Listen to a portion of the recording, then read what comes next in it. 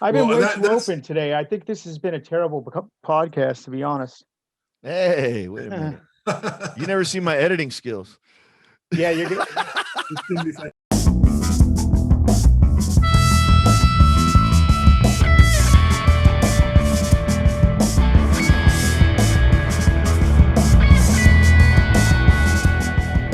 Hey, let's go. Well, welcome, ladies and gentlemen, to our Sunday morning On the Path Presents Out Loud podcast.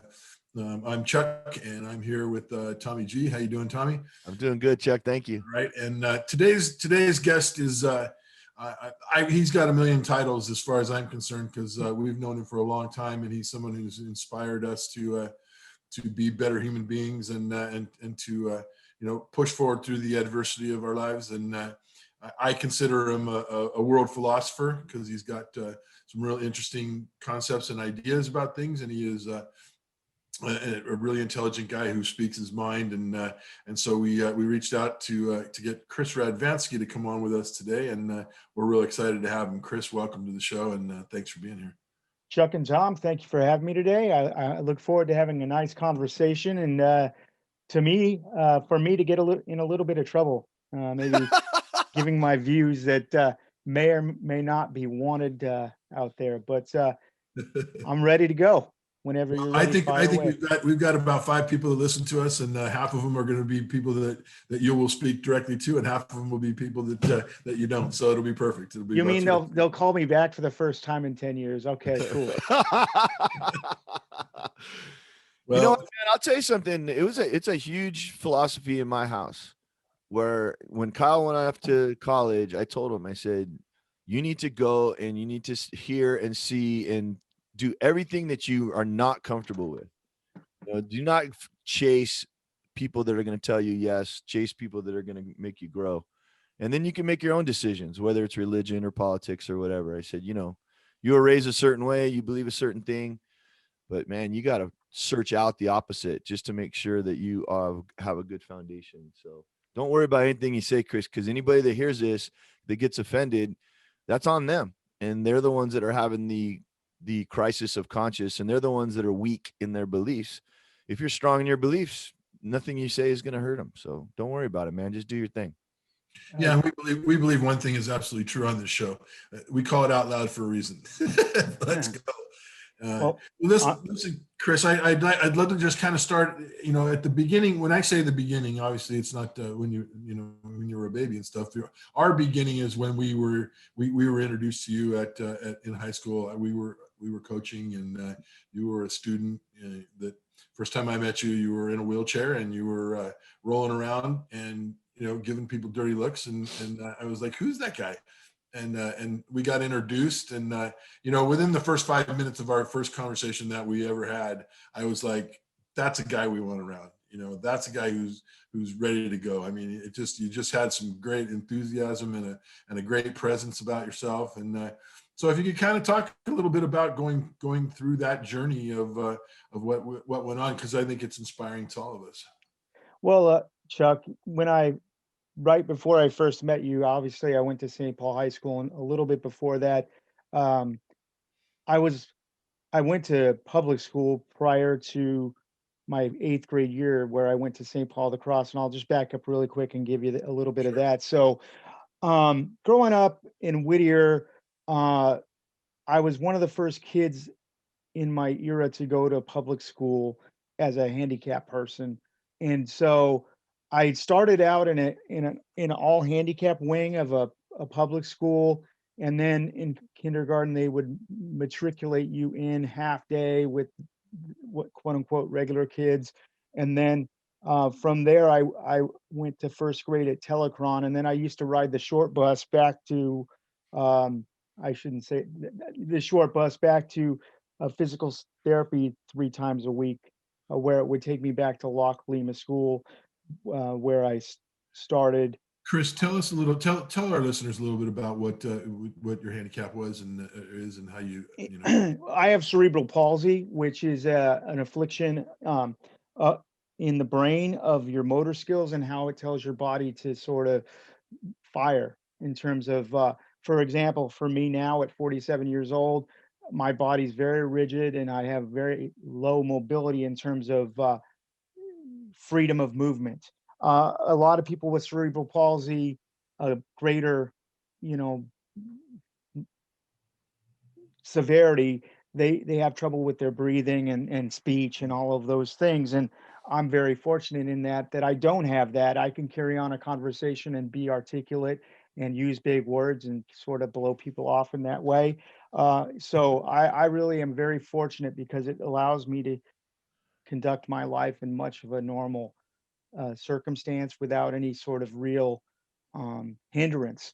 I mean, there are things as I get older, but so backing up to that, um, my parents always raised me to be normal. They raised me to not even look at my disability and take a moment to say, I'm different or you can't do something. They were always very inclusive growing up. You know, we did things outdoors, went camping, boating.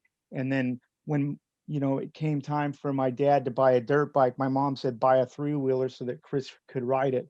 And I Nice. was actually my dad's like, "He's not gonna write it. He's fearful." And I was because, as is somebody with a disability, um, part of getting through things and being able to accomplish goals that may be harder for you would be something like you've got to think it through. So always got to have a sphere of thought in what you're doing. So I'm a thinker first, right? So, my brother would like, yell at me like, call me names, call me a pussy because I'd be going slower than him or something like that. And he'd razz me and he'd push me on and stuff like that.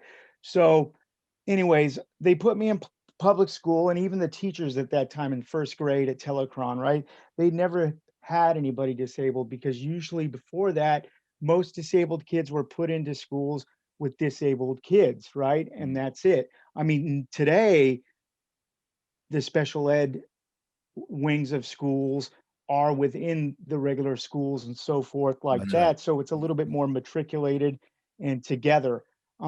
During my time, there was myself in our area, and then somebody who was a year the same, born the same time as me, because my parents met her parents in a support group, and she went in Whittier City to a public school. But anyways, so growing up, Telecron, I took a lot of heat because being someone that's disabled, the teachers didn't know what to do with me, and I'm a little bit tenacious and weird, and I could do everything. And please put me in regular PE, don't put me in adaptive PE.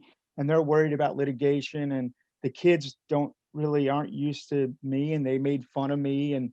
And I wore glasses, the plastic glasses that, you know, had Superman emblems on the side, and I wore sweatsuits because I couldn't button my pants, so I had like Adidas sweatsuits. It was miserable in Chris, terms of were your parents were they litigious or were they very, very oh, open to having you play dodgeball and everything else? they were open for everything. My parents were not litigious in any way, That's awesome. ever. And my mother's long since passed away, but um they were never like that. And if I would get hurt doing something, they would just say, pick him up, or, it was Mhm. always get up off the ground. In fact, my grandfather one time told my dad, because I had fallen in the backyard or something, and my dad didn't come to help me up.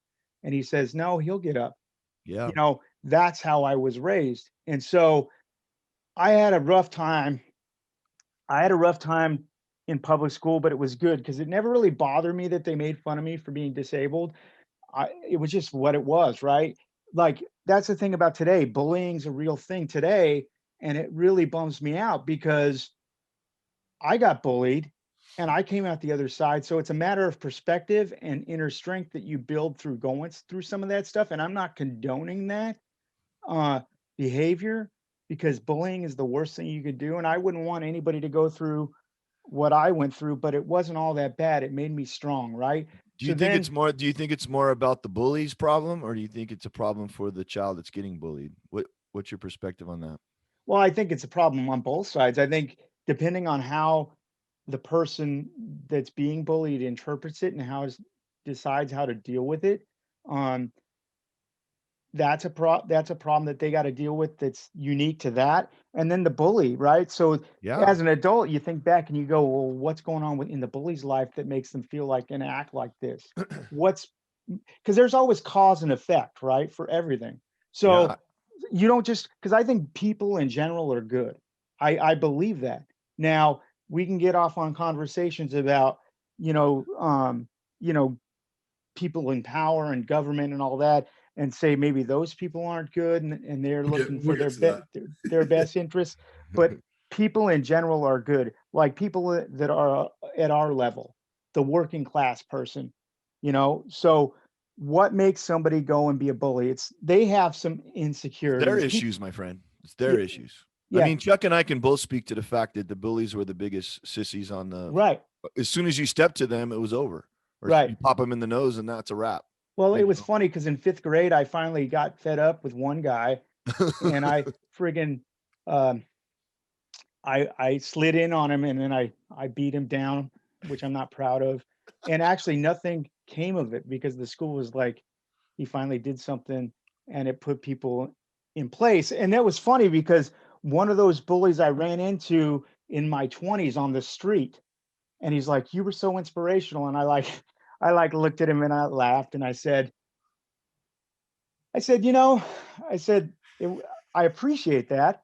I said, but it would have been a little bit nicer had you been treating me a little bit better throughout that time. But again, I never really focused on that day to day stuff and let it bother me because I had such a strong infrastructure within my parents and what we were doing outside of school that it kept my strength going and I never took my eye off the ball.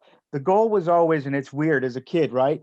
So when you're a kid that goes into school and there's nobody like you in school, you think about it and you're like, okay, I got to do, I got to make this work. I got to make people feel comfortable and then make it easier on the person coming behind me. Mm, So finally, like in seventh grade, something had happened at South Whittier where some kid made fun of my mom because my mom wasn't always the best dressed person and she was a little bit overweight or whatever. And somebody made fun of her. And I just went home and I told my mom and dad about it. And they said, you know, we'll make a change for your eighth grade year. And I'm big on completing what you start, but I felt like I'd run the race with public school as long as I had, you know, I could. And I had some successes and some failures.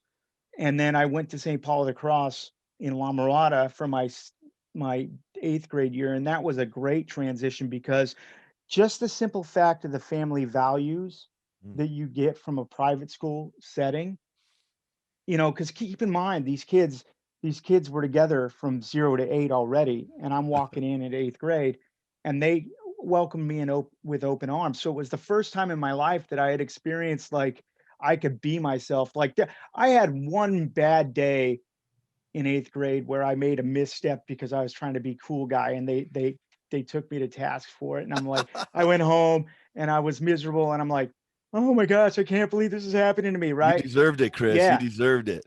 Well, here's the thing, you probably deserve 90% of what you get in life, to be honest with you. But uh so from there I went to St. Paul and Now, that was there and anybody at St. Paul the Cross that went to St. Paul High School?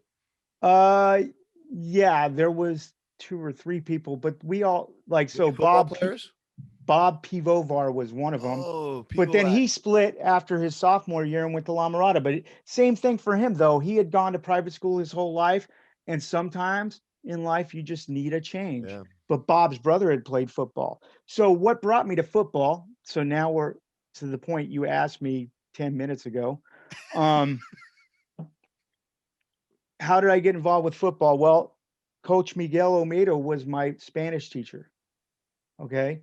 And he saw something in me that he wanted me to come out and be involved with the football team, you know, as your guys' manager. And that was how that started. And that started the spring of my freshman year. And then the first full season was the sophomore year. Yeah. So, so Chuck met me when I was like, I don't know, 13, because I was held back a year. So I was always I'm actually the same age as some of the guys from class of 91. Mm, Huh.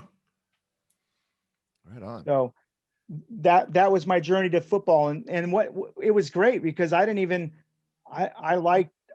really understand. I understood team sports when you talk like soccer and stuff like that because my brother had always played it and my sister growing up, but we're only talking like AYSO stuff. So my first exposure to competitive team sports was that, and I didn't really get it till the night of the Loyola game. You know, the night before that we had a team meeting and I was in there and I'm like, all right, I get this. And something resonated with me from that point forward about what football meant and what team sports was and how important and how much hard work you put into this thing. And I always was competitive by nature because how can you not be competitive if you got to deal with like trying to, you know, live a life that's as normal as possible with the disability that I have, which I'm not sitting here saying, oh, poor me, because believe me, I could have a lot worse situation. So I'm very fortunate and I'm not complaining, but there are things that have to be overcome. And so you don't look at that stuff that needs to be overcome and go, well, I'm not going to do it. You just put your head down and go through it. So were you? So you're a freshman when I was a senior. Is that right? I came in You were the in first year of eight, Coach Almeida. well, it was 88, Okay, so 88, it and was then it would Greg. have, It was Greg Willig and those yeah, guys.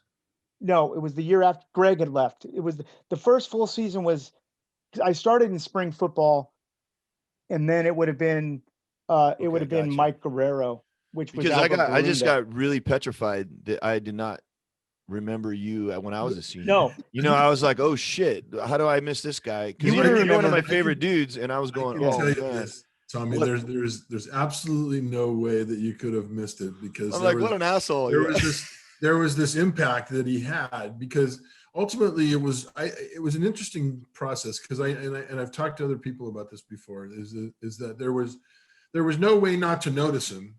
You know, number Yeah. one, here's this guy rolling around in his chair, and he's vocal. As every day that went by, he was a little more vocal, and trying to encourage people and let's go, and Yeah. and guys would get fired up, and then guys would get tired of that, and then he Yeah, would, and same. So it was this roller coaster kind of thing early on, because I can remember going to the sideline, and he was, Chris had rolled himself over to the sideline during practice, and was had kind of stepped out of the mix, and I remember talking to you, Chris, and just going, I'm just frustrated, coach. I'm just frustrated, man. If these guys only knew, what gifts they have. And it was at that point that I started to realize that you could see things that all of us as coaches wanted our players to see, and it Yeah. became real evident that you were connected in a way that we really didn't know you were. So it was a great moment in my life to be able to see that starting to happen, because you weren't somebody that people, I mean, there wasn't nobody fucking with you because you were you were badass, you Yeah. were, Salty. yeah, you gave it back just as well as you took it, and I think it endeared you to everybody. How was that? Did that feel that way to you? yeah. I mean, it did, and that's why it was such a great fit because I needed that level of involvement in school, and then the sport thing grew really quickly to a point where during football season, my mom wouldn't like to talk to me because I was like during football season when things were going bad, I wasn't easy to live with. But my thing for me was, how do I make a difference and make myself part of this team where I'm a real part of the team, where I'm not on the field Contributing. down in and down out. And so like I'm like, how do you do that? And the answer was to be authentic, right? And just to, make people inspired by, if I could get up, because after the first game, I didn't use my wheelchair during the games at all because that wasn't valuable during that time because my value for the games was to make sure that in high school sports, it's important to keep people engaged and not let them mentally fall asleep. And part of that is to keep them going on the sideline. Maybe not so much in, college and professional sports, but in high school there's a lot of things when people get disengaged, they don't pay attention, and then they lose some of the momentum and things that they need to be doing to be successful. So after that, I would get up and on the sidelines on the Fridays, and I would like run around like a crazy person and sweat my blazer off and so on and so forth. And then, Saturday and Sunday, I would be burnt because my legs would be shot. And just because, you're up there for 3.5 hours moving around being crazy, and I never wanted to sit down during the game because I felt like that was cheating. They had worked hard this whole week to go out there and succeed, that I wasn't going to sit down on the sidelines and take a break. So I would stand up through the whole game. And one of the things for me, if I stand static, that's even harder on my body than actually moving around. But Oh wow. um it was just it gave me just as much as I gave it, but again, I wanted my contribution to be of value, and I wanted people to remember me, so that when they went out into the world, first of all, so when they went out into the world, that they would think, okay, I have a hurdle to overcome. It's no problem. So the time of grief of that hurdle that people have to overcome is minimized. The second thing is, I want to make a difference because that's what you're here to do in life. And so that's what I was trying to do even then, maybe not thinking about it in those terms, because that's one of my ultimate goals still today. That's very important to me. It's what do I leave now? I have an angry point of view in some of the delivery that I give, and I'm trying to learn after 47 years that you don't maybe apply a Friday night game mood to your life every day, because you'll implode. Um, I'm still not good at it because I still apply the things that Chuck has taught me over the years, and the game of football has given me over the years in the construct of team sports, because I think when you work in the when you work in the business world, there's not a lot of people that play team sports, by percentage, and you could tell, Mhm. because if you play team sports at least the way that we played it back when I was doing it, it was about the team, and there was very little I. Now, I think St. Paul was unique in that sense, because I think sometimes when you get these blue chip 5-star athletes and you look at them and how they've been coddled through the system of sports, I don't think it's helped them as much as like it did our guys. Because if you look back at a lot of our guys by percentage, we're not all going to be the president of a company, but they all have great hearts, giving people, and they all work hard, and they know what it means to do that. They understand the value of giving that, you know. I would So Well, say I would say your goals in high school mission accomplished, man. I think that you did bring something. You contributed to the championship season. You I mean you inspired people. You contributed to their mentality, kept them in the game. I mean, to me that was the deal, and that was my first year of coaching. Your senior year, I guess. No, your junior year. yes, Right? senior year, Yeah, your because senior you year you was my you were first. lower level. You were coaching That's right, yeah, but you coach with Ron Reddy. I mean, not Ron Reddy, Rick Ron Reddy. Yeah, Hinkie, Ron yeah, Hankey. and that was a miserable year, to be honest. But that was more of microcosm of the change of Right, Coach Omedo and staff leaving, and them coming aboard because the administration wanted something completely different. right. And that class, my actual senior class, the percentage of those guys that got it it's very small. And it unfortunately wasn't the right guys that were going to make a major impact on the wins and losses So the of the thing. championship season was your junior year, and then the Yeah. next year was with okay. Because I and remember sitting with I'm, you on Saturdays. Like I would sit with you on Saturdays, and then Yeah. guess what? There was an occasional Saturday where you were spent, and you were beat, and the physical toll had, just like Well, any other football player, yep. But those were the days. Those were the days where I learned so much about humanity and the fighting spirit and thing like that. So I just, before we go any farther, just man, I just want to thank you for those little Saturday, with the coffee in the hand and a donut or Yes. something like that. And before we got going, man, those are the prime time. That It, was the million dollar moment, brother. yeah, no, it was a good time that meant a lot to me and still does. And still, like I said, if you guys only knew the percentage of stuff that I learned back then, I still apply today, and that's still what drives me forward in the manner that I go I forward. was losing my mind as a coach because I was like, well, I cut my teeth with this incredible program and the hard Mhm. work that we did. And then I was a holdover because I Yeah. wanted to be there and it Yep. was completely different. And I was going, oh, this is like pulling me at both sides. And then I'm Oh, like, it was the same for I got me. no problems, man. Tom, You it know? was an interesting, so that was just as valuable though as anything, because honestly, when we come from Chuck and Coach Omedo and the guys that were there then to go to um the next staff, where the Right. guy had lived in Ohio and he was traveling back to Ohio on Sunday to see his wife, and coming back for Monday, and he was totally laissez-faire. And then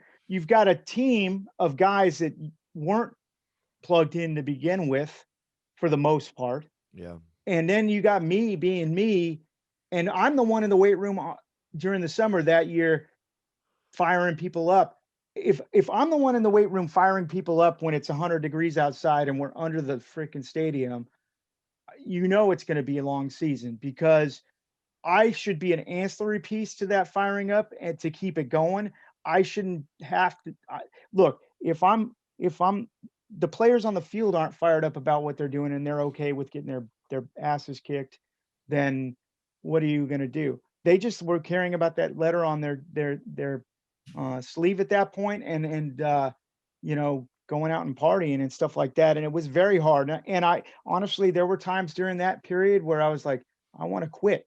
But then I Yeah. told myself, and even talked to my parents, and they're like, you started at X, you need to get to Y. So I've been on both sides of that because when I was a senior, so I had Rick Reddy's, I had Ron Hinkey's mentor, Rick Reddy, when I was a sophomore and junior, and we felt pretty bad about that, particularly the seniors and all that that were one of my junior year. We didn't have swords, Chris. We didn't yeah, have swords on our helmets. We had stripes and stuff.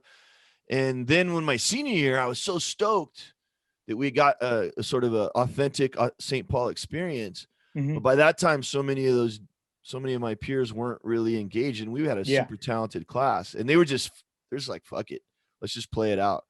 I mean, Literally, if we would have won the Loyola game, we probably would have been a CIF team, but we lost the first game of the year, and yeah, that was it. Like, okay, fuck it, let's go party, let's go to the house parties and disco parties.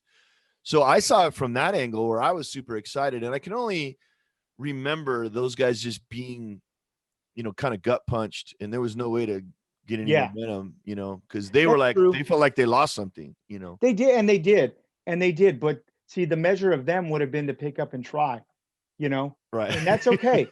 I hope that they have in their adult life, and I'm not gonna say anything about that. But in the moment, they had given up, and I mean, it was a tough time. The transition is always tough from one staff to another, and to have the circumstances that they had, there was some bitterness, no doubt. yeah. I'd like to kind of go backwards a little bit and go back to, we're talking about, coach being a little bit laissez-faire. I was pretty laissez-faire, wasn't I? Oh gosh, you kidding me? Maybe at Pioneer. I mean, that was the fun part about the Pioneer experience, was that you had grown to a point where you weren't going to throw the film table, which I was fine with that mentality. I identified with that. In fact, I still do, and that's sort of a problem, because really in society today you can't be like that. You got to breathe, and I'm not good at breathing. Well, let me ask you this, Chris, because one of the things that I can recall, like it happened yesterday, was just, you were talking about it earlier. You would fly up and down the sidelines with your crutches, and I would look at you sometimes in the second half and just go, that kid is dragging himself around by sheer will. And I can remember, clearly, anybody that wasn't on board, anybody that was standing on the sideline bullshitting or not paying attention or not cheering on you were right in their dish. Yeah, actually wanted to hit him in the head with my crutch, but I knew that wouldn't work. Well, and you put guys on notice, and that must have been a little bit of a struggle for you off the field with those guys because you confronted them a lot. Was that ever an issue between you and your peers? Now, I was fortunate that that wasn't the case. I mean, there were certain people like the Steve Escobar types of the world that wouldn't take it, but those guys weren't going to be reached no matter what you did. So it was like it's like what you always say, if I could reach one person out of the masses, then I've done my job kind of thing. So like the fact that the one person would like look at me like I'm a crazy person and be like, "Yeah, get out of here, idiot." Like for example, most recently, and here's the truth. So going forward all these years, so work, I started to do a similar thing with your Pioneer team, and then I ran into some health trouble. Really, is what happened, and then I had to deal with that health trouble. So I just had to abruptly stop because I was getting to a point where I didn't know it yet, but I was getting diabetes and things were starting to happen that were Mm, weird, and I had to focus on that because I was like, okay, I can continue to do this because if I come out and do this on Friday nights, I'm going to um, potentially injure myself gravely, right? Like as we get older, there are things we have to think about. So and then it was a game that we had that year where the kids had given up and I was trying some of the things that I'd always tried, and the kids are like, kind of F you, not saying F you. They never went as far as to say F you, but they kind of looked at you like you're an idiot. It was d- the, the quarterback specifically, right? And I'm like, you know what? They don't even care enough to care about themselves to try, right? They're getting their guts, their asses kicked, candidly, and they're not even really trying. And this quarterback, as talented as he could be, he wasn't so talented to where he didn't have to try because he had a size issue, right? So even if you have talent when you're shorter or whatever, you have to try and then also use your talent. And I could see, I'm like, I'm not going to die for somebody who's not looking at me like I'm nuts. And I just had to say to myself at that point, I can't do it. And then I didn't. So in my life, that kind of stuff doesn't really scare me. Or, I still, with the St. Paul thing and much younger, again, I had been bullied growing up, so I was already kind of used to that, and that didn't affect me either. Like it doesn't. It's a bummer, but big picture, you know. And if I, s- one of the things that I've learned, like when my mother died in a car crash when I was 20 and my sister was 15, it's like probably that was probably the toughest thing I'd ever gone through amongst a litany of things that I had gone through. But the reality in my reflecting back even on that, Tell us, explain that to people who don't know, Chris. Can you tell us? so in 1994, I was just turned 20 years old. I was living up in Santa Maria because I'm always trying to be what is normal. My goal in life's always been be normal. Like I don't have a physical limitation. So what path does that mean? And I've always taken the physical path towards that for whatever reason rather than the intellectual path. Like rather than focusing on the intellectual part of my life and just doing that, I'm always like physically, what does that mean? What does that look interesting. like? Well, it means to me getting out and living on your own, like you want to when you're just out of high school and stuff like that. So I was living on my own and I was having a real tough time because my parents were my best friends. And I'm like, I'm gonna do this. And I was willing myself to do it, but then I'd come home every weekend for whatever reason. Well, one Monday, I got a call after I was like, I'm not going to call my mom because I used to call her throughout the day just to talk to her. I'm not going to call her. All of a sudden, I get a call that she was killed in a car crash. She had gotten rear ended by a stake bed that was rear ended by a big old gravel hauler on the 605, and it had crushed her car underneath a stake bed. And she Mm, literally was crushed to death.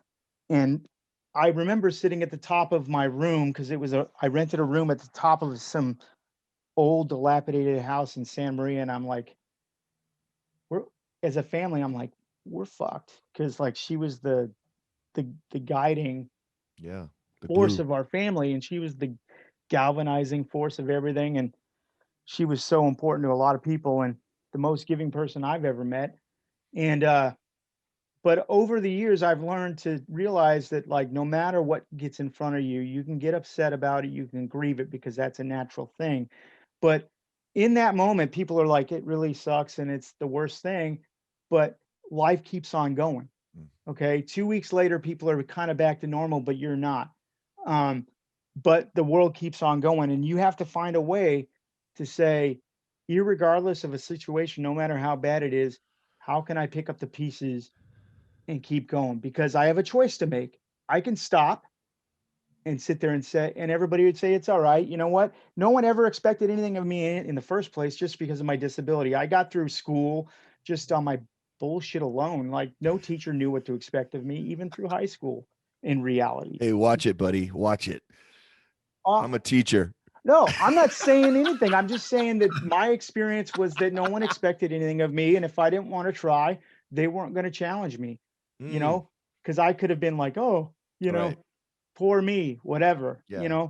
and and that's all fine. Same thing with my mom's death. It's like you could sit there and say, my mom died. Uh, she was everything. And then everybody would have been like, cool. And then I could have lived on SSI for my whole life. But what would that have meant? That would have been no quality of life. That would have been nothing. I would have been giving nothing back. I would have just been letting what life watch over me. And I'm not going to do that. So, How was the rest of the family? I mean, obviously greatly impacted. What was the dynamic that was going on then? Did you have to kind of, support everybody else's emotions, or? actually, funny that you mentioned that because, and I got to be careful because some people might listen to this, but so, Well, as you long as know, they subscribe, we don't care, Chris. As long as they but subscribe. like my sister, she had a tough time with it because was just coming into being a teenage woman and all those things. So, and my dad was married to my mom for 26 years, and they Mm, lived their vows till death did they part, and it messed up my dad profoundly, and as it would anyone, and it did me too. But like I said, it is as simple as delineating a choice. You say, you know what, that sucks. Am I going to go and live my life forward to try and do the best I can do in honor of that person? Or am I going to sit there and say to myself, you know what, this sucks. Life's thrown me all these challenges and things. And so I'm just going to roll it up the sidewalk and give up. And I refuse for me to do that. Like, I think you could tell by my animated nature at the moment, I'm profoundly against it. So my family dynamic, they required a lot of me to help them because my dad went off and grieved, and then he went and got remarried and moved to Arizona. And then my sister, which he moved out prior to my sister turning 18 and he left us with the house, and I rented rooms to roommates and whatever. But my sister was extremely challenging for obvious reasons because of all this different stuff. But I've always been there for my sister, I think, um, and my family because it's important. So yeah, that was sort of my life's function for a long, long time. Candidly, um, my life's function for my family only really stopped 7 years ago when I turned 40 and I got married, and that was interesting because my whole life's function up to that point really was my sister and her kids and making sure that my nieces and nephews were okay. I didn't put hardly any time into dating. I mean, I have a few stories of things that happened throughout life that are quite funny because I mean, I've led a colorful life. I'm not going to sit here and tell you that I haven't because again, it all goes back to how do you identify with people? How do you make people comfortable with you in the workplace or whatever or what have you through the years? And my way has always been to be the funny guy, to disarm that fear over the physical challenges yeah. that may exist. Right on. And then so that where did that take you, Chris, in terms of your career and the things that you did, to make a living? And tell us a little bit about where that journey went from there, because obviously I know you put a lot of time into your sister and her family and those things, and that was Oh, always crap. something that Um, was really amazing, that you took that all on, and I'm sure that there was I'm hoping that we get rewarded in the end for all Yeah. those selfless things. You know, the reward is just simply because that's what you're supposed to do. Like, and there's always like, I don't want to, because I'm a flawed human being, just like everybody else is greatly flawed. It's a work in progress all the time. Um, and I, you know, I hope for my nieces and nephews' sake that I meant something to them, and I'm sure I did. Because now I think the youngest one's 14, and then Cassie's now in high school as a junior. She's playing softball, and Hannah's in college, and Blake's in the military. And my sister's okay, and I'm very proud of all of that stuff. Um, as far as my career goes, so my mother passed away. Well, I can back up because this will lead into my sort of meeting you guys. Because so when you're 15, 16, you're looking at the Auto Trader, and I wanted a car and I wanted to drive because, again, I didn't want to not do anything that wasn't normal to a normal kid, regardless of the disability, right? So I would look at the Auto Trader all the time and all that stuff. And I would try to, once I turned 16, I would try to apply for jobs, which when I got involved in football, I really stopped that, and it allowed me to focus on the school and that journey and instead of a job. But I did get a job. I did I did apply for jobs at like, and it's funny that I even tried for this stuff, but like Mrs. Fields Cookies. And I would, I'll never forget sitting down for an interview at Mrs. Fields Cookies at the mall and turning in my application, which my penmanship's terrible. So I'm sure they couldn't even read it, but, and it's way before computers, but, the guy was like, seemed old at the point, but he's probably 18 years old. And and he goes, you really should be involved in telemarketing.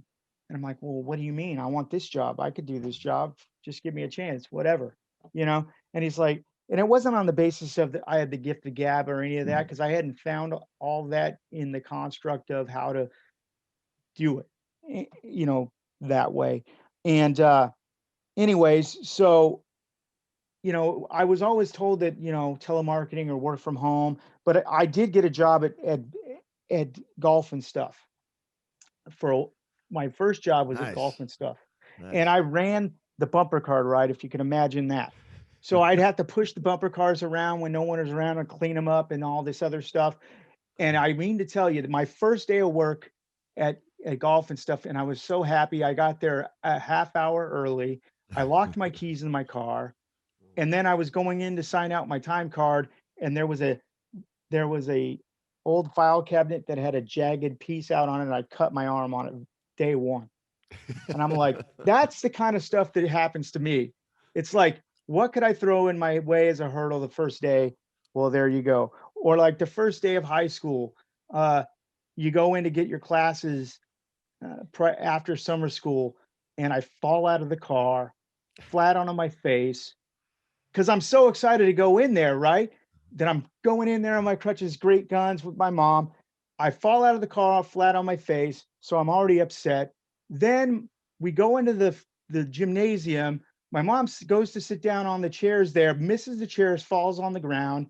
And that was my first day of high school with my classes and so forth. If you saw my freshman photo, it was like I was like mortified. So stuff like that tends to happen to me. So It follows suit that then you had a date fall out of the car. So I guess yeah, that's Yeah. but here's the strategy of that is I get my license. I'm like, all right, that's awesome. So we would have night practice on Wednesday nights. So I go home between night practice and school. And I picked this girl up in my mom's Ram Charger, which the door is sprung from all the years of me getting up and in it with the door. So it doesn't shut all the way all the time unless you slam it. Well, she didn't slam it. She was leaning against it and talking to me, and I turned the corner and she falls out. But I was so freaked out that she was going to sue me, and that I was going to be late for night practice at this point, that I'm like, slammed it in park. The car's going back and forth and shaking. And I'm like, oh my gosh, I don't even know what to do. And I'm like a scared little kid. And I go, just get the leaves out of your hair and get in the car, and I'll bring you home. And so I brought her home, dropped her off, didn't even say bye to her, and took off to night practice. And then I go to tell the coaches, hey, I went to take this girl to lunch between practice and now, and I went around the corner and she fell out of the car. And these guys were rolling. They were just besides themselves with laughter because I mean the way that I told it, but it was true, man. It was just like I take a girl out, she falls out of the car, and that's my first date. So, So, so keep talking about career path, man. I'm interested to oh yeah, hear. sorry. Career path. So I didn't really have a job from after golf and stuff. Went through high school and whatever, and then my mom passes away, and I'm actually living on SSI. It's like $480 a month, and I'm like, that's never been my life's path. Like it's like I never wanted to be a disabled on disability. That's not something that my parents raised me to do because I could actually work, right? So I'm going to college at, Fullerton Junior College, and college isn't really for me. I'm putting some time in, whatever. I didn't, I didn't have the tenacity with that I had with other things. Cause again, I don't know why the scholastics of everything's never been my drive. I wish it somewhat had. Anyway, so somebody in the disabled student center, cause you could get priority registration. So, hey, get some advantage while you can. So, obviously, the people in the disabled student center, because I'm an overt person, they took an interest in me. And she said, and they had known that my mom had passed away. I think it was 2 years ago from at that point.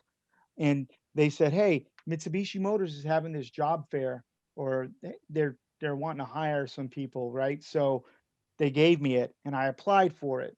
And then it was funny because I applied, didn't get a call for like what felt like months. And I was like, okay, it's not going to work out.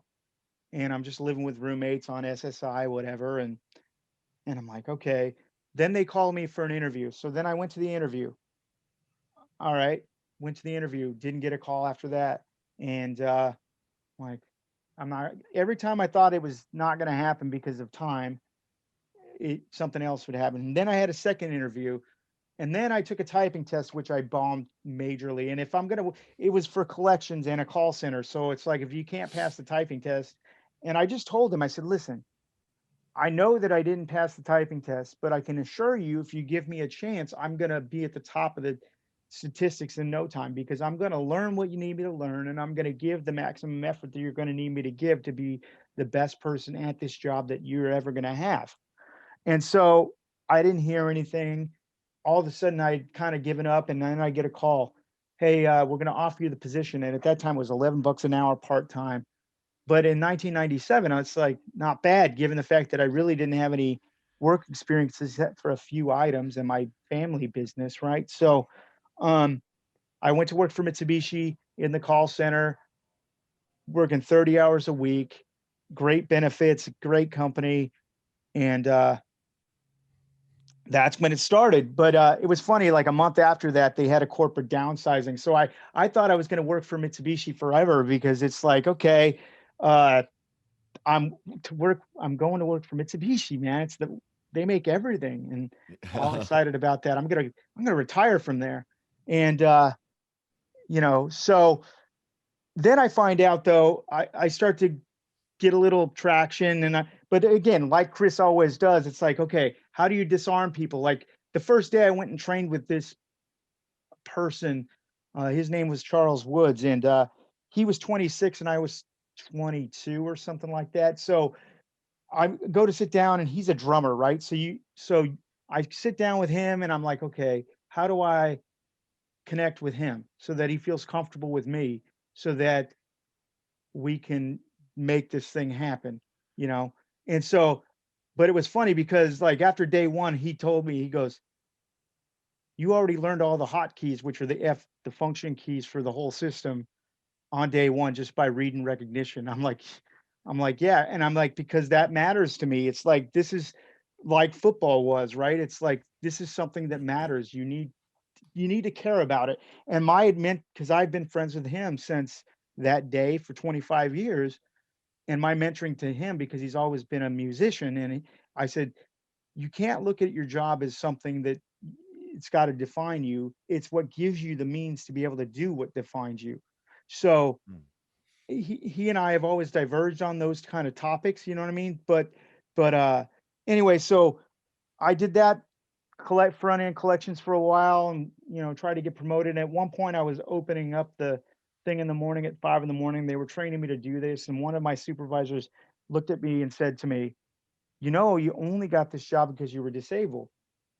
She told me that. And I said, well, I said, I can respect that. I said, I understand. I said, but I got the opportunity and I ran with the opportunity, and I did everything that I said I was going to do with the opportunity, because I said, I'm at the top of the statistics.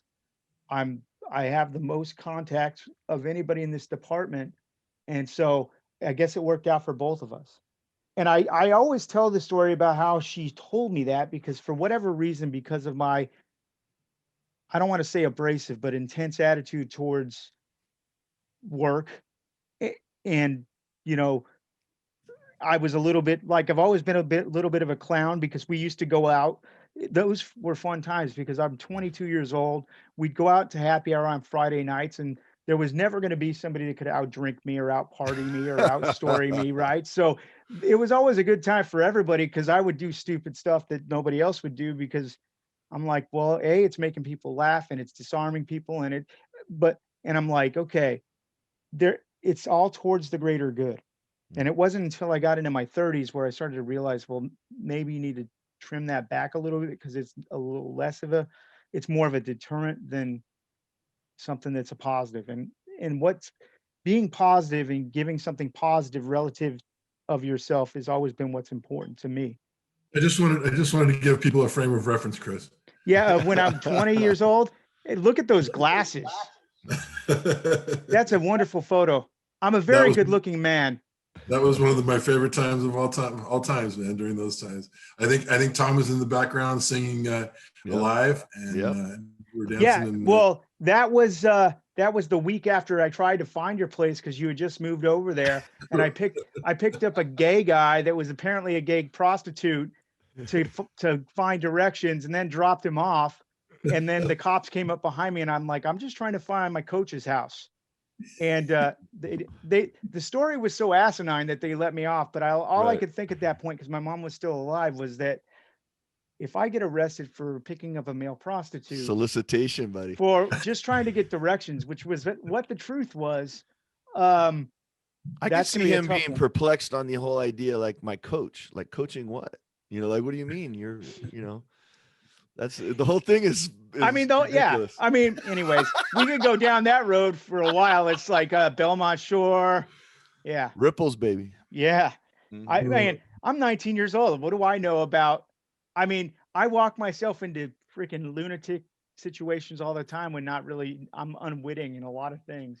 My favorite part of this kind of just, I'm sure, remarkably quiet. I'm sure the audience would be like, what happened to Tom? But, I really, really enjoy the fact that you have embraced the suck. You've embraced the hard parts and turned it to your advantage, whatever that may be.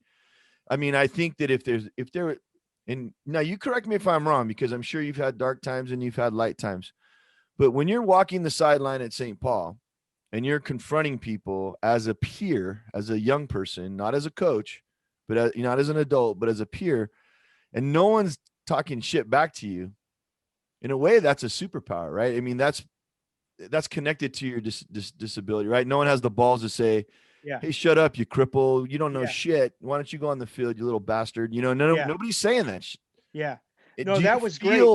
Do you feel like in some ways, on the good days, obviously not the bad days, but do you feel like that your disability did give you some superpowers and has given you? I wouldn't have, that's a good question. I would never. And I think that's one of the things is I never have looked at my disability and said, I wish I wasn't. I think that's why people love you, Chris, right? Part of it too. Yes. I mean, yeah. I mean, as I get older though, and I got this current negative narrative, but it's only something that comes out of my mouth, and it really doesn't have a meaning except for the frustration in the moment. I need to change it. It's like, because I'm extremely intense if you don't know. And what I'm about to tell you is very somewhat scary, but the truth is to be honest about everything. And so one of the things that comes up when I'm frustrated, and sometimes at 47 years old, it's harder to move around. Like my legs are more rigid than they ever were, and I need to use my arms to move around, and I'm justifying all this stuff, but I want to give context. But when I get angry, one of my stock things is I always say I hate my life, and I don't. I don't even know why I say it. It just comes out of my mouth because I'm so frustrated in that moment because it's hard. And and I say it, but it's just something, you know how things come out of your mouth and they get ingrained in your vocabulary for whatever reason, because I don't. I am telling you this because what I'm about to tell you is what I really feel like and what I want to convey. And I want people to, if they take away anything, is that I would never trade my disability for someone like my brother wasn't disabled and he's great. He does great things and his path is different than mine and he's been successful in many ways and he's very unassuming. And if you ever talked about his successes, he'd be quick to tell you that he isn't. Because he's self-deprecating like me. We're more alike than he knows, but I but I would never want to be different than I am because it's my disabilities open doors for me, not in the sense that it's given me a job or anything like that, because that whole thing was that was one person that said that, and that was true of that person because she was corporate climbing or whatever, and that's fine. But um I would never trade my disability because it's given me the ability to think differently than had I not been. Because had I not been, I would probably be doing different things completely. I'd be looking at life probably completely differently than I do. And I'm very thankful for my life and very happy about what I've accomplished, even though I haven't accomplished a whole lot in terms of I am self-sufficient. I make a decent living currently, and I've always been able to accomplish the goals that I've set for me. And my goals for me have nothing to do with material things. I mean, yeah, do I enjoy boats? That's a hobby of mine. Do I like off-road vehicles to go out and go camping? Yeah, I love that stuff because I'm an adrenaline junkie in that regard. But at the end of the day, at this age that I'm at now, whether I attain those things or don't attain those things, that's not what really drives me. What really drives me is what difference do I make in the people's lives that I care about and that I can keep on working, because that's the big key for me. And this is a big thing for me right now is that I've been, so I went back to work for Mitsubishi after living in Arizona at my house where I live now from '05 to March of '07. And then I got hired back and I've been working there ever since, but I'm my tenure is supposed to be coming to a close for due to some corporate reorganization. They moved to Tennessee. They've retained my services for now. And this is my last month. You know, they may or may not extend me. I don't know. I hope they do. It's been a blessing, but whatever, wherever life takes me, it takes me. It's a little unnerving though, because now I got to do something I haven't done in a while. I got to disarm the people again with regard to my disability, tell people that I can do that. Same thing, same production. And heck, I had a hard time getting on here today with my motor skills on my phone Mm. at 47. So I But do you have a do little have a bit of fear. well-honed talent for what you were doing for the last 25 years. I mean, you are superior at that particular job. Well, I've done several different, yeah, I've done several, 10,000 hours of yeah, badass on a freaking phone. You know, right. that's So, I mean, that's why I can carry on a conversation such as this and right. sort of, but I mean, do you guys get what because I want to share the bad stuff as well as the good. Like, I do have that negative narrative that is annoying because that's not me. Like, do I hate my life? No. Because to say I hate my life would then discount everything that I've seen. I mean, there's been a lot of trials, but I I think mean, I think being able to share that, Chris, is really what is most important for the people that are listening, and for our message too. And one of the reasons I was so excited to have you on, because it's not all just you know flowers and rainbows. There's a struggle here that you've overcome. That again, we all have those dark days, and this is during a time of this pandemic and the upheaval of the political situation and things. yeah, Those it's tough for all of us, and to hear you share that and be honest is, I think, is really important to people. And I'd like to kind of shift gears then, with that in mind. A good transition here is, so tell us a little bit about where your happiness comes from. What are you doing? Talk about your marriage. Talk about some of those things that are your All right. happy things. So it's interesting. So I I turned 40, and as we mentioned earlier, I was very much into my family, and ironically, I planned my own 40th birthday party, but and it was epic. And anyways, uh, Watch your camera, Chris. oh yeah. So then Sorry, man. it's okay. Course correct me. I live production while we're doing it. No, it's funny. So I lived. So I used to rent rooms for my sister when I was helping her with her husband with the kids and everything. But then stuff started to happen with her and her husband, and I'm like, okay, I'm not being part of the solution. I need to find a place that's outside of here that's gonna, be separate. So I started renting rooms that were close to my office, and that was a really good time because I started wheeling every day in my Nice. wheelchair back and forth to work and not using my car. I'd park my car at the office because I lived a mile from work. So I would push my wheelchair everywhere, like to get food, to the grocery store, all this stuff. Anyways, so fast forward, that started probably in 2011, 20, nah, probably 2010. It's 2014, 2013, December 31st. I went out to a New Year's Eve thing with my family, dinner, movies, and I dropped my truck off at work and was wheeling home, which now I'm living a mile and a half from work because I had changed addresses, and my tire blows out on my wheelchair. Mm. I'm like between work and home, my tire's blowing out on my wheelchair. What do I do at 11:30 at night in not a not so good area as Cyprus? So I go back and get my truck, take it to my place, and park it in the place where I was renting a room. I go to sleep, and I sell cars at auto auction, and I do a lot of sales over the phone, and so I always have my phone with me, and my company shuts down between Christmas and New Year's, but I still get calls. So I go to sleep with my smartphone next to me, right? So I have a dream about my wife, Jessica, who I haven't seen. She's the girl next door down the street from me. She grew up with, and I met her. She was like the lone bright spot as far as kids were in grammar school. And I stayed in touch with her up until probably about 20 years old. And then she moved to San Diego and we lost touch. And I'd never even gotten to contact with her on Facebook or anything. Couldn't find her when Facebook first came out. Well, fast forward to the night of 2013 to 2014, I have this vivid dream with Jessica in it. And I only have had one dream that was this vivid. And it was the dream when my mother passed away, like 2 weeks after my mother passed away. She came into me in a dream and she told me, she said bye to me. And she put her arms around me and told me that everything was going to be okay. And she gave me some instructions as to what I was supposed to do going forward about trying to keep the family together and all of this stuff. And that dream was so like almost to the point where I could reach out and touch it. And I still remember the dream verbatim today. That's how vivid it was.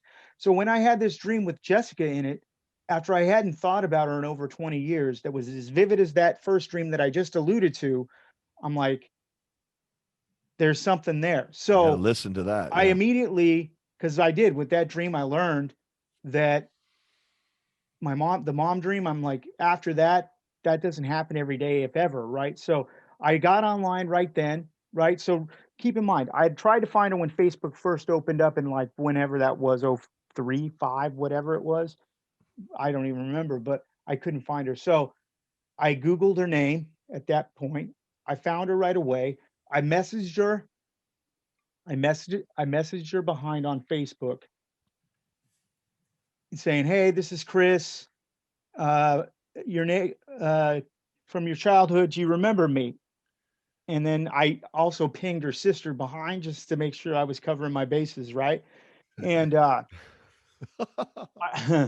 so then I left my phone on Facebook while I was at work, which I never did. And then she messaged me the next day when I was at work. And um, we set up a dinner for that Saturday. And like a few months later, we were engaged and married.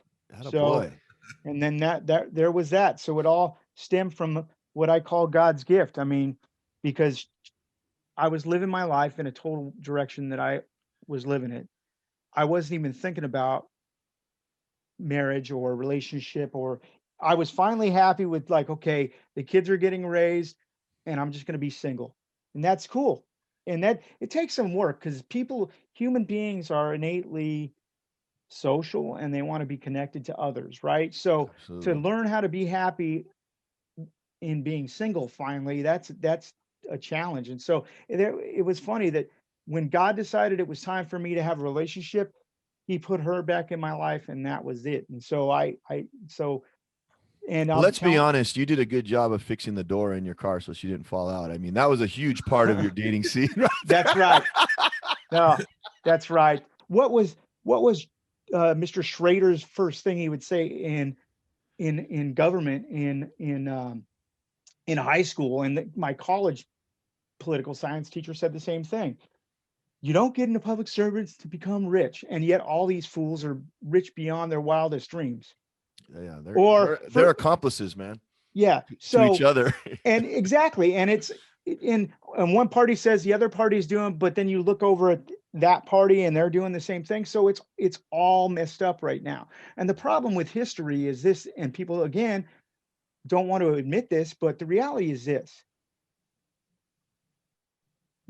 governments only last for a certain number of years before they tend to eat themselves alive in history, right? So Right. our government's been around for a really long time, and we're right in the sweet spot for something to start to migrate in a negative direction if we aren't very careful.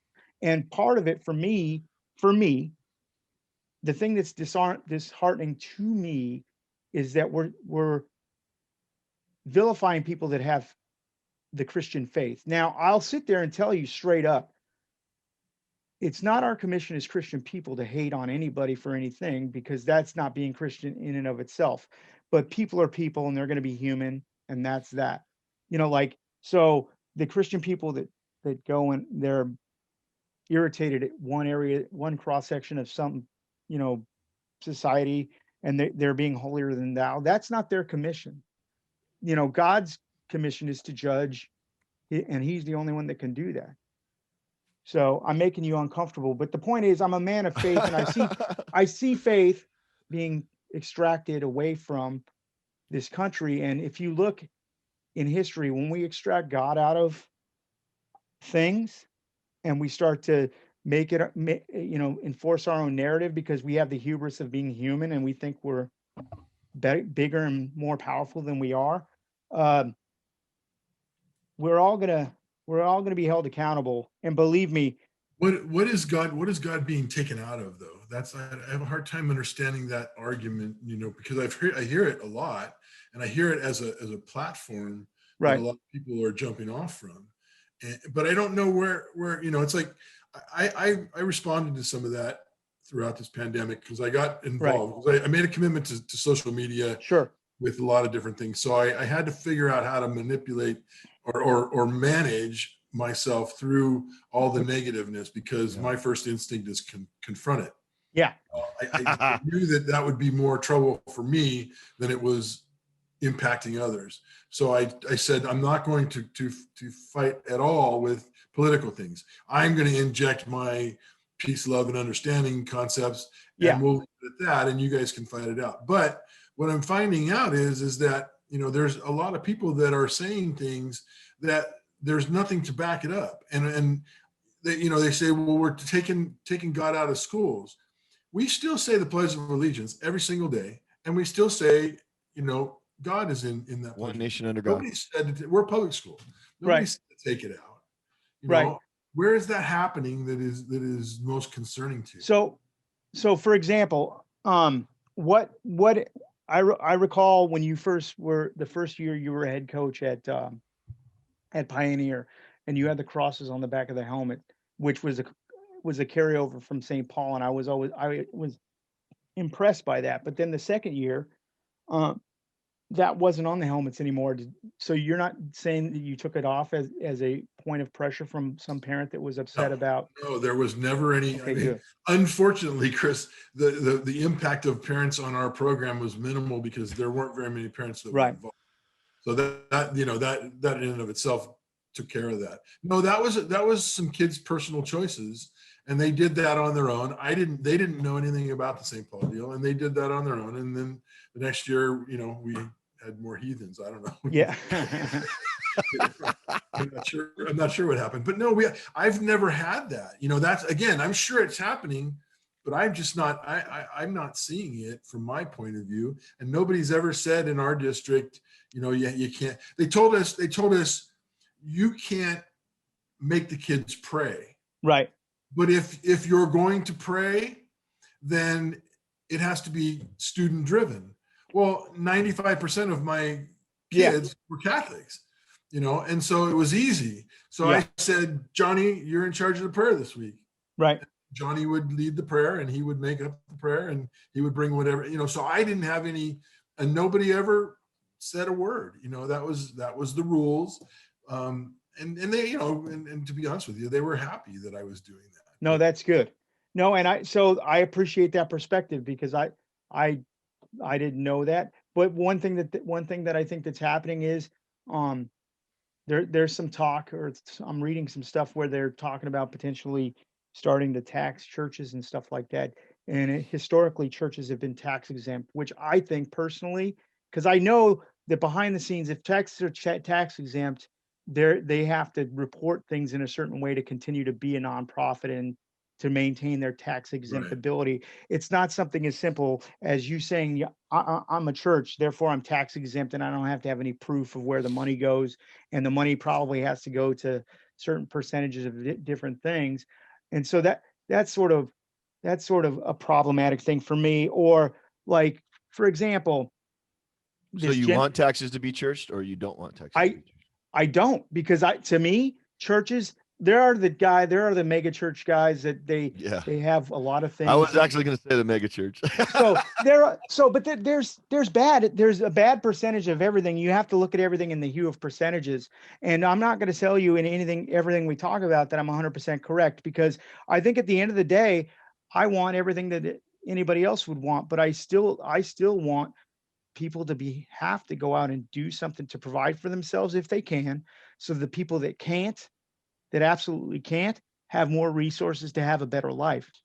Do you think that on the politics side, I don't want to get off that. I think that's interesting to be able to have a conversation. To lead me into hell. Do you think that I have this theory that some of it is definitions. Like Probably. Some of it, I'm saying something, you're saying something. It's kind of the same thing. Yeah. But we're not willing, because if I want to get the W, I got to dig in on my 4-letter word, and you got to dig in on your 4-letter word. You know, like that, because there's got to be a W there. Yeah. But what's the score of America versus left and the right? I think that's the key, right? There's never been a time when the will of the people has been less cared about by the politicians. Would you agree with that? I agree with that. And so far away from what the average Joe, right? It's so far away that how could it have taken this long to do any of this COVID stuff, right? Or whatever. How could it take to fix the bridge? How could it take so long to fix the schools? How long could it take? So, you know, it doesn't make any sense. These are easy decisions. The unfortunate truth of politicians, as I see it, is if you look at it, they look at things as, we don't want to go and work together with the other side, regardless of that, because we don't want to be perceived as the weak link to have given in to the whim of the other side, which I think is totally counterproductive. So when I was a freshman in high school, President Reagan was the president, and and I tell this to Chuck, we've said this before on the podcast, every single day, he had lunch with the Speaker of the House, who is his mortal enemy, who was the Democratic, hot shot bully. I mean, that dude, I believe his name was Tip O'Neill. I can't remember. I think it's Tip O'Neill. I believe you're right. And they ate every single day. And their only focus was, okay, where can we go forward? It wasn't, I already know you believe in this and I believe in that. I already know it's black and white, but what are those gray areas that we can push this country forward? Right. And again, I think to your point, you can't really sell that. But gee, I think it would be nice to get something done. Would you agree with that? Or them be aware, like, or them be aware that, like, Donald Trump got elected in 16, not because he was well liked and he was wanted to be. It was because people were tired of the politicians being politicians. I think that's the sole reason why he got elected, and that's it. So why couldn't they learn from that? Instead, they got more angry and they made their life about unseating that. They focused Dude, more on if that than the he would have driving kept his forward of mouth America. shut and not been such an asshole, he Yeah. would have got reelected. Yes. Probably by the landslide that he talks about. Yes. But he was such an asshole, Correct, as a person, and talked so much shit and was so mean right, to people that enormous amounts of people came out to vote for the first time ever. Yeah. And people worked on getting yeah, the minority vote to get out and vote like never before. right, And so we have this record amount of people voting, not because they disagreed with the politics so much, yeah, but because morally they were so appalled. And, yes, when and you tired say, of the bull crap too. So yes, well, I agree with you completely. If and he when would have, you say, Tom, the will of the people is at the minimal being paid attention to, I almost want to know, what do you think about the fact that people are trying so hard to stick with Trump because Trump has the ear of the electorate and the 7 million voters that he had? Isn't that mean that the will of the people is being catered to, even at the risk of the truth? We'll lie to get the will of the people to be able to stay on our side. I mean, that's all the rhetoric right now, Chuck, is exactly that. From the left, they're saying, you know what? Not one Republican voted for this bill, this COVID bill. Every single lefty voted for it. So when you get your check and when you vote next time, remember the Republicans didn't do anything for you. And I'm like, that's well, politics. That's not, because they were doing the same thing. They were doing the same thing, installing things when Trump was in. And I staunchly agree with you, Chuck, that the major problem that existed for him is he didn't know when to keep his mouth shut. I'm sure there was a bunch of pricks that were president just like him. They just never knew. To the point where I was infuriated by that. It's like, you got to be kidding me. Can't you read the room? Because I pretty much, like, going into the election, I'm like, you're going to lose this election purely because you just can't keep your mouth shut. I know that Lyndon B. Johnson was a very similar human being. The joke is that he used to motherfuck everybody but behind the closed doors, and he used to grab his secretary. He had a different secretary every year. John F. Kennedy, great man, but same kind of thing. But they didn't have the social media thing. They didn't get caught like that. But that's the and the boys club writers, they had an agreement. It was like the Yankees and those guys. Nobody talked about those things. Right. No one talked shit about Joe DiMaggio. Right. Even buy your drinks, but you can't talk about the stuff that is off. Which still exists. Yeah. I'm watching The West Wing again for the 100th time, and I'm at the point in the show where the fact that the president has MS and he kept it a secret is an issue. And every single person in the whole show is like, well, what is the moral obligation here?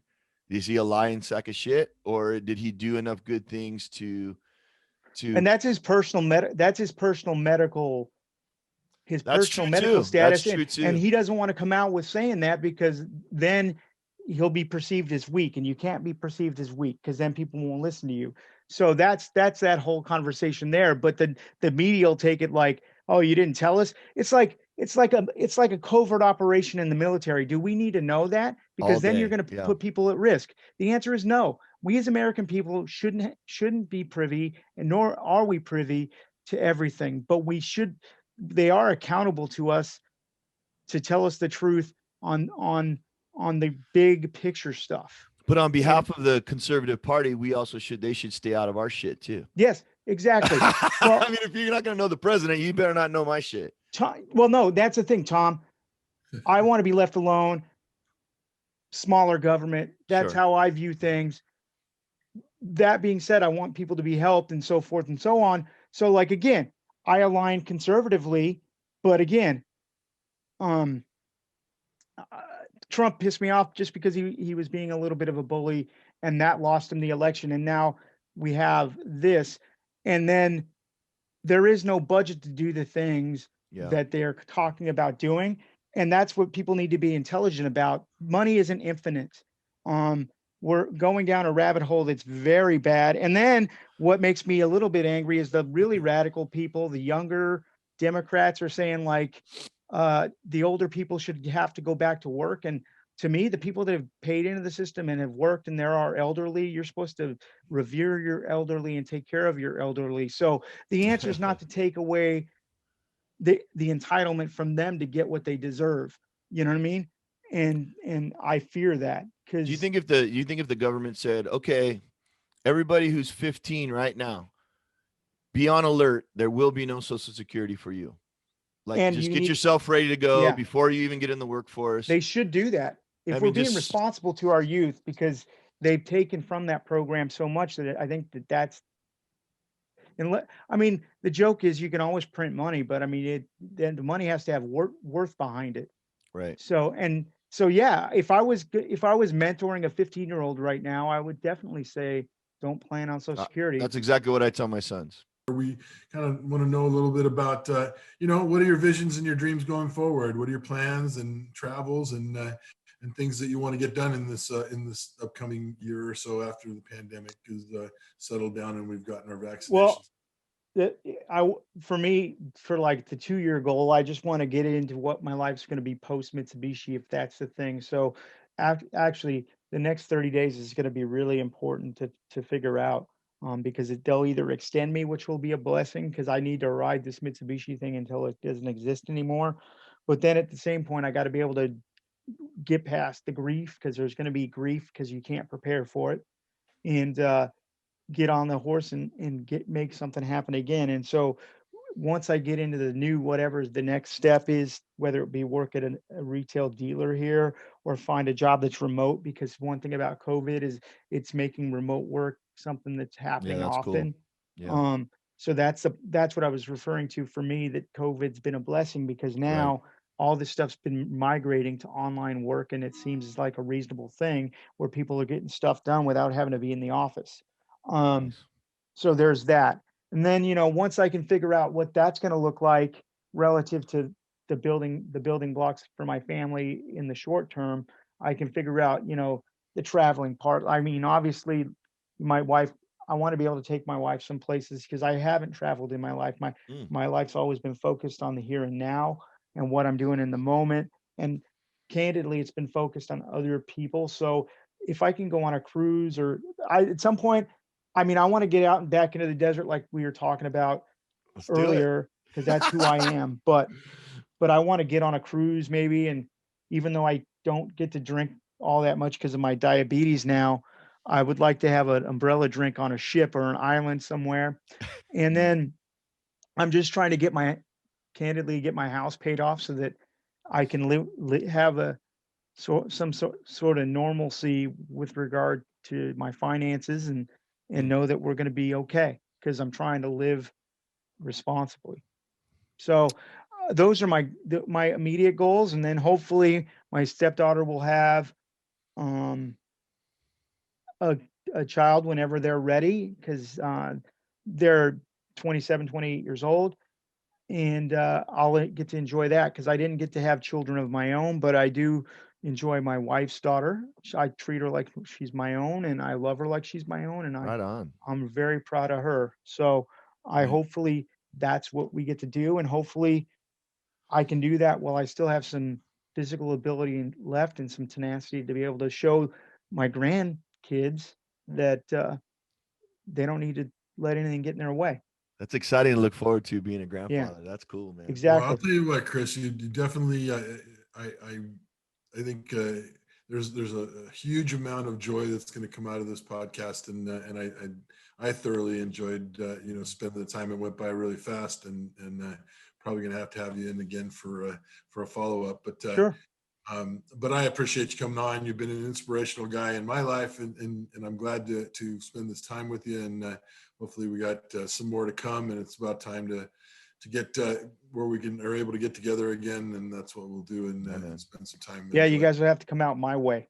Yeah, that would be a lot of fun. So before we go, what we do is we've got some one-on-one questions that we will ask of you, and you can kind of give us some philosophical perspective and finish up. So you ready to go, Tommy? Yeah. So the quick flow questions: Desert Island Records. What's your top 5 Desert Island records? Killer Queen, Anything by the Foo Fighters, Best of James Taylor. This guy. Best of Van Morrison. That's what, 4? Yeah. And then Led Zeppelin 4. Chris, me and you are like the same, dude. Yeah. Well, we spent a lot of time. Dude. That is so weird. The desert, the music. Yeah. Who is one person who made an impact on your life that doesn't know it? Ooh, that's a tough one. Give me a second. Because I always tell people when they make an impact. So that's a huge thing, and that's a fine answer. I mean, if you feel like you're the type of guy that does that, I do, man. I think it's important to tell people that because my boss, that just left the company, is very impactful in my spiritual well-being. Well, what's his name? Let's hear about him. Her. Sorry. She basically, when I left Mitsubishi in 05 because I got laid off, came up here and worked up here for a year and a half, and I got a call from my mentor at work to come back down, and she's very spiritually connected. She's got a good walk with the Lord, and I needed that because I was living too much of a worldly life and it was unhappy, right? So she was good because she nurtured me, she believed in me again, because I need that type of leadership, and I excel in that. And then on top of it, she got me back in relationship with the Lord, so that I was having a relationship with the Lord that was active, not passive. So very cool. Tell us one thing every young athlete should know. One thing that every young athlete should know: team sports is a blessing because it teaches you how to deal with adversity as a collective rather than an individual, and so you need to enjoy and intake all of that, absorb all of that you can, because when you become an adult and you go out into the working world, if you know how to work as a team with people rather than by yourself, you're going to be far more successful and happy for it. What percentage of congressmen and congresswomen are ex-athletes, team sport athletes? I don't even know that. I'll have to defer to you on that. I'm sorry. That was a rude one. I swear to God, that seems like exactly what it needs to be. No, because I don't. There's no teamwork. Yeah. Anyway, yeah. Team USA, buddy. All right. Let's see. What would you like to be known for in 50 years? Probably won't be remembered, but hopefully it would be. Hopefully it would be somebody that was giving, and again, not from the thank you perspective, just from somebody that did the right thing and put people in front of himself, because I think that's what we're supposed to do as human beings. Because if you do that, your needs will be met and you'll be happier for it. So hopefully I'll be known as a giving person who never gave up. It's very clear. It's very clear that you're focused on that. That's awesome. If you had Bezos money, what would you spend it on to make your country or community stronger? I would honestly, I've thought about that a lot. It's I would if I had that kind of money, I would definitely have the best summer camp in the world for disabled people. That's one thing for sure. Hallelujah, brother. And then probably set up some sort of foundation to mentor them toward the workforce that would be meaningful, so that the people that can work can be given that opportunity. It's crazy how powerful just having a job is, huh? Like, just for anybody. I mean, because here's the thing. When I came up here in 05, I again failed the typing test at one place and they wouldn't hire me. And then I went to an answering service and failed that same typing test. And then I'm like, listen, you guys are going to be dumb if you don't hire me, because I worked for Mitsubishi in a call center for 8 years at that point. And the guy hired me. Same story, top of the charts within like 4 months or whatever, 3 months. but I made $9.50. So I went from making $22 an hour to making $9.50. And my sister asked me, she said, you can make more money on Social Security than that. And I said, you're Yeah. right, but it's not making your own money. So Right. to your point, the self-worth of a job, Yeah, man. regardless of how much you make, is important. Right on. All right, we're gonna do the speed round now. This is something you probably weren't ready for, but No, I'm because just I'm gonna not ask you. fast. Yeah, I'm just gonna ask you an either or, and you pick one. The first thing that Okay. pops into your head. Are you ready? Yep. All right, Elvis or Jerry Lee Lewis? Jerry Lee Lewis, which makes me kind of sick because he's a weirdo, but Jerry Lee Lewis. When in Rome, we're all weirdos. Beatles or Stones? Beatles, Ford or Chevy? Chevy, Coke or Pepsi? Coke, Whiskey or tequila? whiskey, Android or iOS? Android, Baseball or football? football, Blonde or brunette? brunette, J Lo or Selma? Selma, Batman or Superman? Batman. All right, your Superman glasses have been retired, obviously. Yes, because those were the bane of my existence because they had tape on them and everything. I looked like Revenge of the Nerds. It was terrible. Yeah, you have no idea. We're gonna have to find some pictures, man. Oh, well, it was funny because they did this thing at the pep rally years back where they had everybody on the team's baby picture, and I'll never forget, right? I'm like, there's no way they got my mom's baby picture because they don't know I exist. Yeah. And I'm sitting there, and all of a sudden, this baby picture of me with some freaking like Donald Duck glasses on comes up on the thing, and I'm like, fuck, I got seen. You got seen. Exposed. Yes. Two more. Sorry. Two more. Are you ready? Yeah. Okay. World War II or Vietnam? Vietnam. Vin Scully or Chick Hearns? Ooh, either. You can't choose. But you just can't choose. I mean, they're both iconic. Man, I love you, Chris. I appreciate everything, man. I think here we're gonna stop, but I wanted you to hang on for a minute because I want to know what we should be talking about. You know, maybe you can give us some ideas what you would like to hear. I think it's important that a guy like you becomes one of our biggest followers, and so Okay. if we can talk about things that you want to hear, even if you don't want to hear what we had to say, or if you do, or whatever, or let it, So hold on, okay? I will. Yeah, awesome, Chris. I appreciate it. Love you, man, and we'll Ditto. look forward to seeing you soon. Getting together. And if you guys want me back for round 2, you're welcome to Yep. do that. But you know now how I need to be controlled.